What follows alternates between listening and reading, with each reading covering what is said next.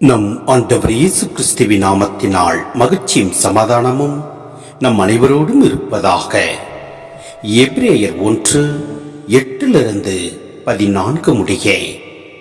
தம் மகனை குறித்து, இறைவனே, என்றும் உள்ளது உமது அரியணை, ஆட்சியின் செங்கோல் வளையாத செங்கோல்.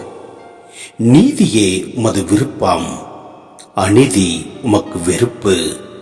எனவே கடவுள் உமக்கே உரிய கடவுள்.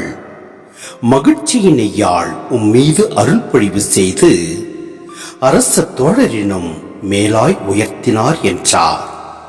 மீண்டும், ஆண்டவரே, நீர் தொடக்கத்தில் பூலகுக்கு அடித்தளமிட்டே. விண்ணுலகம் மது கைவினை பொருள் அன்றோ, அவையோ அழிந்துவிடும், நீரோ நிலைத்திருப்பீர். அவையெல்லாம் ஆடை போல் பழமையாகும், போர்வையைப் போல் அவற்றை நீர் சுருட்டி விடுவீர், ஆடையைப் போல் அவற்றை மாற்றி விடுவீர். நீரோ மாறாதவர், மது காலமும் முடிவற்றது என்றார் அவர்.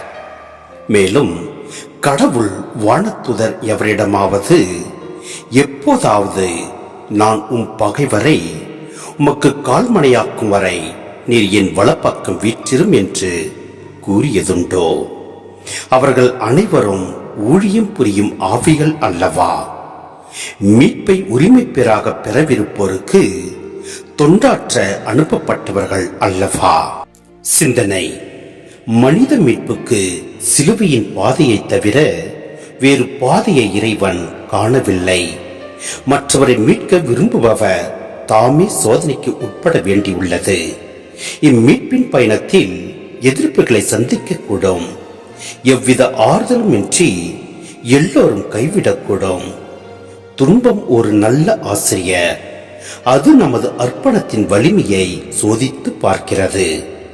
தந்தை தம் மகன் மீது கொண்டுள்ள அன்பை கிறிஸ்துவின் சிலுவையில் நாம் கண்டுணர வேண்டும்.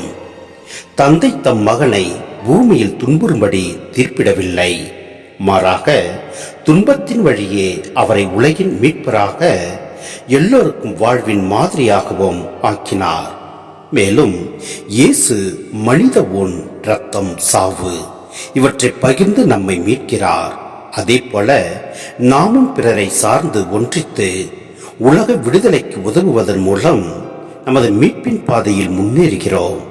பிறரோடு இணைந்து உழைப்பது, துன்புறுவது, மகிழ்வுறுவது கிறிஸ்து நமக்கு காட்டும் மீட்பின் பாதையாகும். சில வேளைகளில் நம் மனித சூழல்களிலிருந்து தப்பித்து தன்னிச்சையாக செயல்பட நாம் விரும்புகிறோம். அதன் மூலம் இறைவனோடு ஆழமாக ஒன்றிக்க இயலும் என எண்ணுகிறோம்.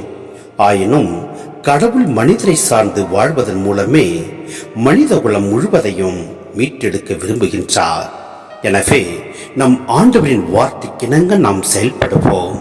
எல்லாம் அல்ல இறைவன் நம்மை நிறைவாய் ஆசீர்வதிப்பார். ஆமென்.